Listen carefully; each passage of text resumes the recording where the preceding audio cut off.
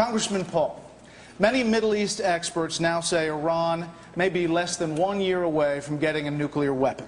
Now, judging from your past statements, even if you had solid intelligence that Iran, in fact, was going to get a nuclear weapon, President Paul would remove the U.S. sanctions on Iran, including those added by the Obama administration. So, to be clear, GOP nominee Paul would be running left of President Obama on the issue of Iran. But I'd be running with the American people because it would be a much better policy. But for you to say that there's some scientific evidence and some people arguing that maybe in a year they might have a weapon, there's a lot more saying they don't have it. There's no UN evidence of that happening. Klepper at the in our National Security Department, he says there is no evidence. It's no different than it was in 2003. You know what I really fear about what's happening here? It's another Iraq coming. There's war propaganda going on, and we're arguing. To me, the greatest danger is that we will have a president that will overreact, that we will soon bomb Iran, and the sentiment is very mixed. It's very mixed even in Israel. You know, the head of the security for Israel, who just recently retired, said that it wouldn't make any sense to do this, to take them out because they might be having a weapon. So I would say that the greatest danger is overreacting. There is no evidence that they have it, and it would make more sense if we lived through the Cold War, which we did, with 30,000 missiles pointed at us. We ought to really sit back and think and not jump the gun and believe that we are going to be attacked. That's how we got into that useless war in Iraq and lost so much in Iraq. Congressman Paul, the question was based on the premise that you had solid intelligence. You actually had solid intelligence as President Paul. And yet you still, at that point, would pull back U.S. sanctions, and again, as a GOP nominee, would be running left of President Obama on this issue. Yes. All we're doing is promoting their desire to have it. Ehud Barak, the defense minister for Israel, said that if he were in Iran, he would probably want a nuclear weapon too, because they're surrounded for geopolitical reasons. So that's an understanding. So the fact that they are surrounded, they have a desire. And how do we treat people when they have a nuclear weapon? With a lot more respect. What did we do with Libya? We talked to them, we talked them out of their nuclear weapon, and then we killed them. So it makes more sense to work with people.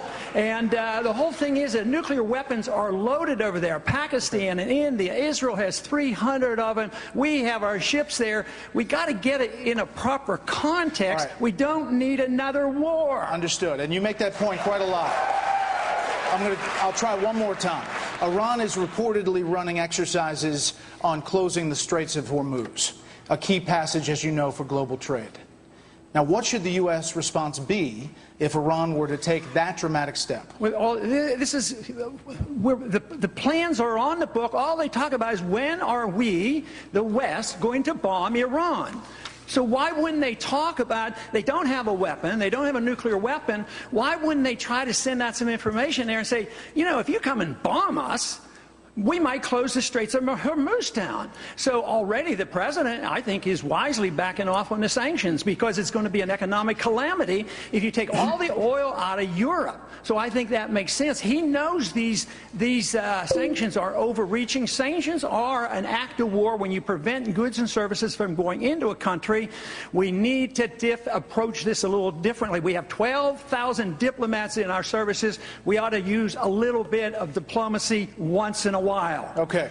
Obviously, I would like to see a lot less nuclear weapons. I don't want Iran to have a nuclear weapon. I would like to reduce them because there would be less chance of war. But to declare war on 1.2 billion Muslims and say all Muslims are the same, this is dangerous talk. Yeah, there are some radicals, but they don't come here to kill us because we're free and prosperous. Do they go to Switzerland and Sweden? I mean, that's absurd. If you think that is the reason, we have no chance of winning this. They come here and they explicitly explain it to it.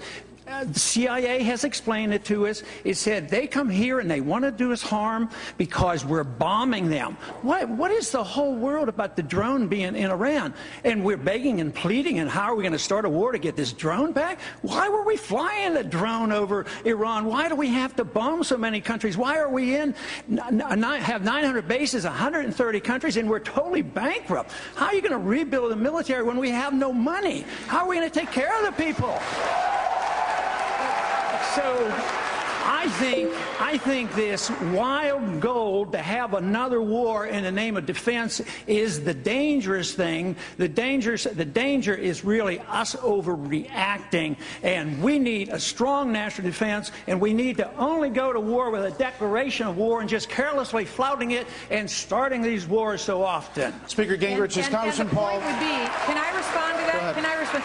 And the problem would be the greatest underreaction in world history if we have an avowed madman who uses that nuclear weapon to wipe nations off the face of the earth. And we have an IAEA report that just recently came out that said literally Iran is within just months of being able to obtain that weapon. Okay. Nothing could be more dangerous than the comments that we just heard. All right, 30 seconds. There is no UN report that said that. It's totally wrong on what you just said. IAEA report. That is not true. They produced information that led you to believe that, but they have no evidence. There's been no enrichment of these bombs. If we agree with that, the United States people could be at risk of our national security. So I'd like to finish. If she thinks we live in a dangerous world, she ought to think back when I was drafted in 1962 with the nuclear missiles in Cuba. And Kennedy calls Khrushchev and talks to him and talks him out of this, and we don't have a nuclear exchange. And you're trying to dramatize this, that we have to go and treat Iran like we've treated Iraq and kill 1 million Iraqis, and 8,000 some Americans have died since we've gone to war. You cannot solve these problems with war. You can solve the problems if we follow our Constitution, go to war, only when we declare the war, go in and win them and get them over with, instead of this endless fighting and this endless attitude that we have enemy all around the world. Ronald Reagan famously espoused the 11th commandment, thou shalt not speak ill of another Republican. Yet, to varying degrees, during this campaign, you've all broken that, one way or another, broken that vow.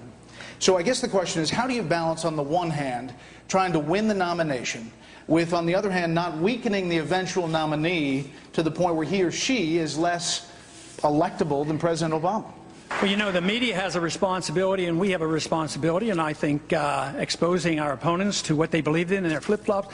I think the reason maybe that we had to do more this year is maybe the media is messing up and they haven't asked enough questions, so we have to fill in and ask these questions and get this information out. So, no, I think it's a responsibility on us. I think there should be lines drawn. I think there are some things below the belt. I don't think, but I don't like the demagoguing, the distortion, and taking things out of context. I don't like that. But when they disagree on an issue, important issues, then we should expose it.